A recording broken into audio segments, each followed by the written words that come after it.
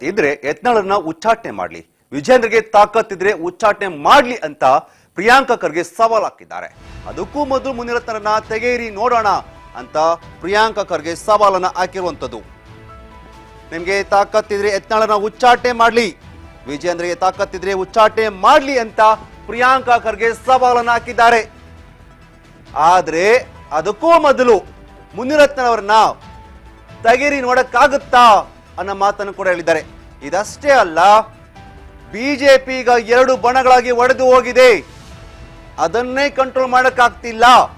2 ಬಣಗಳಾಗಿ BJP ಒಡೆದೋಗಿದ್ದು ಅದನ್ನೇ ನಿಯಂತ್ರಣ ಮಾಡಕ್ಕಾಗ್ತಿಲ್ಲ ಅಂತ ಸವಾಲ್ ಹಾಕಿದ್ದಾರೆ. ತಾಕತ್ತಿದ್ರೆ ಯತ್ನಾಳನ್ನ ಉಚ್ಚಾಟನೆ ಮಾಡ್ಲಿ, ಸಾಧ್ಯ ಆಗುತ್ತಾ ಅಂತ ವಿಜೇಂದ್ರಗೆ ಪ್ರಿಯಾಂಕಾ ಖರ್ಗೆ ಸವಾಲ್ ಹಾಕಿರುವಂತದ್ದು.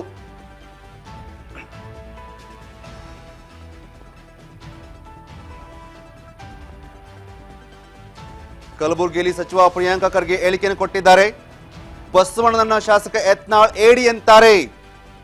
ಯತ್ನಾಳ್ ವಿರುದ್ಧ ಬಿಜೆಪಿಯವರು ಮಾತನಾಡ್ತಿಲ್ಲ. ಕಲಬುರಗಿಯಲ್ಲಿ ಸಚಿವ ಪ್ರಿಯಾಂಕಾ ಖರ್ಗೆ ಆಕ್ರೋಶ ವ್ಯಕ್ತಪಡಿಸಿರುವಂತದ್ದು.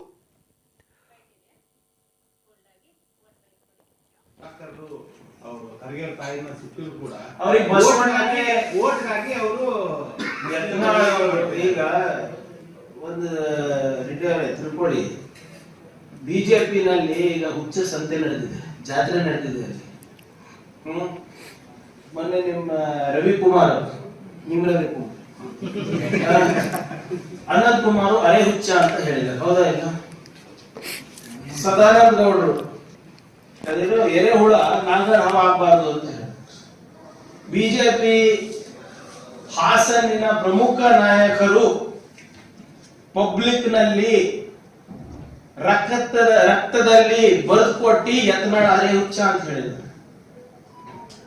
ಯತ್ನಾಳ್ ಅವರು ಸದಾನಂದ ಗೌಡರು ಬಾಯಿ ಮುಚ್ಕೊಂಡಿದ್ರೆ ಸರಿಯಾಗಿರುತ್ತೆ, ಇದ್ರೆ ಅವ್ರ ಬಂಡವಾಳನು ಬಿಸ್ಬೇಕಾಗುತ್ತೆ ಅಂತ ಅವ್ರು ಹೇಳ್ತಾರೆ.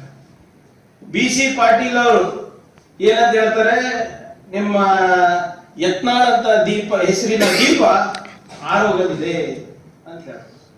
ರೇಣುಕಾಚಾರ್ಯ ಅವರು ಯತ್ನಾಳು ಸ್ವಯಂ ಘೋಷಿತ ಹಿಂದುತ್ವ ಹುಲಿ, ಆದ್ರೆ ಅವರು ಇಲಿ. ಬಿಜೆಪಿಯಿಂದ ಹೊರಗೆ ಹಾಕಿದಾಗ ಹೋಗು ಇಫ್ತಾರ್ ಕೂಟನೂ ಮಾಡಿದವರಿದ್ದಾರೆ, ಟಿಪ್ಪು ಸುಲ್ತಾನ್ ಖಡ್ಗಾನು ಹಿಡಿದಾರೆ. ಮತ್ತೆ ಯತ್ನಾಳ್ ಏನ್ ಹೇಳ್ತಾರೆ, ಈ ಹೋರಾಟ ಏನಿದೆ ನಮ್ದು, ಇದು ವಂಶವಾದದ ವಿರುದ್ಧ ಇದೆ. ಕಾಂಗ್ರೆಸ್ ವಂಶವಾದ ಅಲ್ಲ, ಬಿಜೆಪಿ. ಯಾರಿವತ್ತು ರಾಜ್ಯಾಧ್ಯಕ್ಷರಾಗಿದ್ದಾರೆ ಅವರು ಭ್ರಷ್ಟರು, ಅವರು ಮತ್ತೆ ಅವರ ಪೂಜ್ಯ ತಂದೆಯವರು ಭ್ರಷ್ಟರು ಅಂತ ಹೇಳ್ತಾರೆ. ಅದಕ್ಕೂ ಏನು ಮಾಡಲ್ಲ. ಚೆಲುವಾದಿ ನಾರಾಯಣ ಸ್ವಾಮಿ ಏನು ಬಹಳ ದಲಿತ ಪರ ಇದ್ದಂಗೆ ಅವ್ರು ಮಾತನಾಡ್ತಾರೆ. ಮೊನ್ನೆ ಮುನಿರತ್ನ ಅವರ FSL ರಿಪೋರ್ಟ್ ಬಂದಾಗ ಯಾಕೋ ಅವರು ಬಾಯಿ ಹೊರಗೆ ಬಿದ್ದುಬಿಟ್ಟಿದ್ದಾರೆ.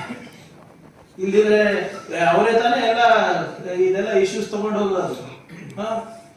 ಮತ್ತೆ ನಿಮ್ಮ ಅಶೋಕ್ ಅವರಿಗೆ ಇದೇ ಮುನಿರತ್ನ ಅವರು HIV ಇಂಜೆಕ್ಷನ್ ಚುಚ್ತೀನಿ ಅಂತ ಹೇಳಿ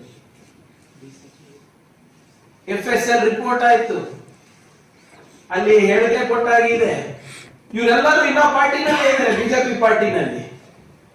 ಬಸವಣ್ಣ ಅವ್ರ ಬಗ್ಗೆ ಮಾತಾಡ್ತಾರೆ, ಇವ್ರ ಇತಿಹಾಸ ಇವರಿಗೆ ಗೊತ್ತಿಲ್ಲ, ಇವರು ರಜಾಕರ್ ಇತಿಹಾಸಕ್ಕೆ ಹೋಗ್ತಾರ. ರಜಾಕರ್ ಬಗ್ಗೆ ಯೋಚನೆ ಮಾಡೋದು ಬಿಟ್ಬಿಡಕ್ ಹೇಳ್ಬಿಡ್ರಿ ಅವರಿಗೆ. ನಾನು ಹೇಳ್ದಂಗೆ ಇದು ವಕ್ಫ್ ಹೋರಾಟ ಅಲ್ಲ, ರಜಾಕರ್ ಹೋರಾಟ ಅಲ್ಲ, ಇದು ಬಿಜೆಪಿಯಲ್ಲಿ ವಿಜೇಂದ್ರ ಹಠಾವ್ ಹೋರಾಟ ಇದೆ, ಖುದ್ಕೋ ಬಚಾವ್ ಆಂದೋಲನ ನಡೀತಾ ಇದೆ ಇಲ್ಲಿ. ಇದೆಲ್ಲ ಒಂದನ ನಾನು ಇವಾಗ ಹೇಳಿರೋದು ಕಾಂಗ್ರೆಸ್ ಪಕ್ಷದ ಹೇಳಿಕೆ ಏನ್ರಿ. ಇವರ ಜಗಳ ಆಡ್ಕೊಂಡು ಇದು ಇದ್ದಾರೆ, ಇವ್ರ ಇತಿಹಾಸನೇ ಇವ್ರಿಗೆ ಗೊತ್ತಿಲ್ಲ. ಇವ್ರು ಬಂದು ರಜಾಕರ್ ಬಗ್ಗೆ ಮಾತಾಡೋದು, ವಕ್ಫ್ ಬಗ್ಗೆ ಮಾತಾಡೋದು, ಇವೆಲ್ಲನೂ ಕೂಡ ಅವರವರ ರಾಜಕೀಯ ಅಸ್ತಿತ್ವವನ್ನ ಉಳಿಸ್ಕೊಳ್ಲಿಕ್ಕೆ ಇವ್ರು ಮಾತಾಡಿ. ಇವ್ರಿಗೆ ನಿಜವಾಗ್ಲೂ ಶಕ್ತಿ ಇದ್ರೆ ವಿಜೇಂದ್ರ ಅವರಿಗೆ ಫಸ್ಟ್ ಮುನಿರತ್ನ ತೆಗೀರಿ, ಯತ್ನಾಳ್ ಅವರಿಗೆ ಉಚ್ಚಾಟನೆ ಮಾಡ್ರಿ ನೋಡೋಣ ಅಂತ. ಅವಾಗ ಹೌದಪ್ಪ ನೀವು ಇದು ಮಾಡ್ತೀರಂತ. ಮೊನ್ನೆ ಭರತ್ ಬೊಮ್ಮಾಯಿ ಎಲೆಕ್ಷನ್ಗೂ ಸೋಲ್ಲಿಕ್ಕೆ ಕಾರಣ ಯತ್ನಾಳ್ ಅಂತ ಹೇಳಿದಾರಲ್ಲ. ಇವೆಲ್ಲ ಏನ್ ನಾನು ಉದಾಹರಣೆಗಳು ಕೊಟ್ಟಿದ್ದೀನಿ, ಇದು ಒಂದೂ ಸಿದ್ದರಾಮಯ್ಯ ಇದಾಯ್ತು ಇವರಿನ ಪ್ರಮುಖ ಸುದ್ದಿ. ನೋಡ್ತಾರೆ ರಾಜ್ ನ್ಯೂಸ್, ಇದು ಕನ್ನಡಿಗರ ಧ್ವನಿ.